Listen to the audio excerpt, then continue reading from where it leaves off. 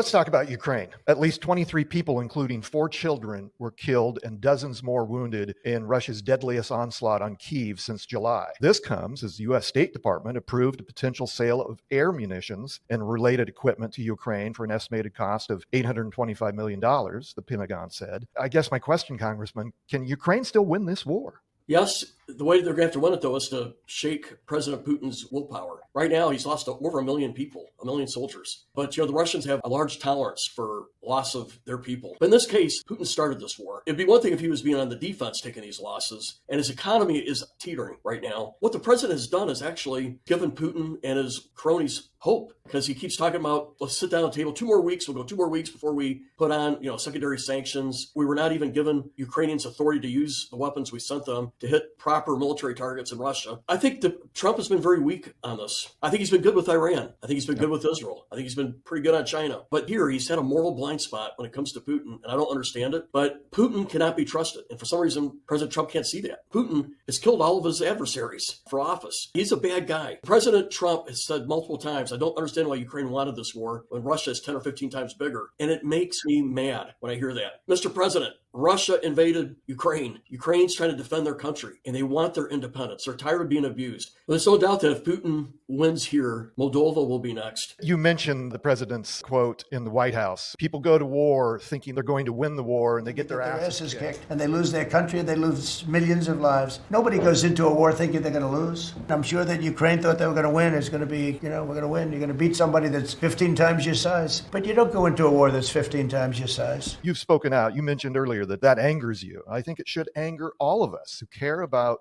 protecting democracy. It's dishonest. It's either dishonest or a guy that doesn't know the history. I read the book on Zelensky, and he didn't think Putin was dumb enough to go to war. He was actually a fairly pro-Russian guy. He was a comedy guy in Moscow. Yeah. Right? Most Ukrainians have a lot of relations with Russians. I mean, they may not like the government. The president's words applied to Russia, not Ukraine, but he always seems to get it switched. And it really does anger me. I've probably done more to undermine my confidence in the president than anything else. When something's very wrong, I cannot pretend and try to ignore it. The president's handling of Putin and Ukraine has been a travesty thus far. Hey, Dan Parsons here, just reminding you about our live 100th episode event on Tuesday, September 23rd, here in the Haymarket, in the hottest new bar in town, the Sideshow Speakeasy, featuring State Senator Danielle Conrad, GOP political consultant Ryan Horn, and as a bonus, Flatwater Free Press Matt Wynn will interview me. Just go to our Facebook page and register for your free seat. But hurry, tickets are going fast. Have a great weekend. Go Big Red.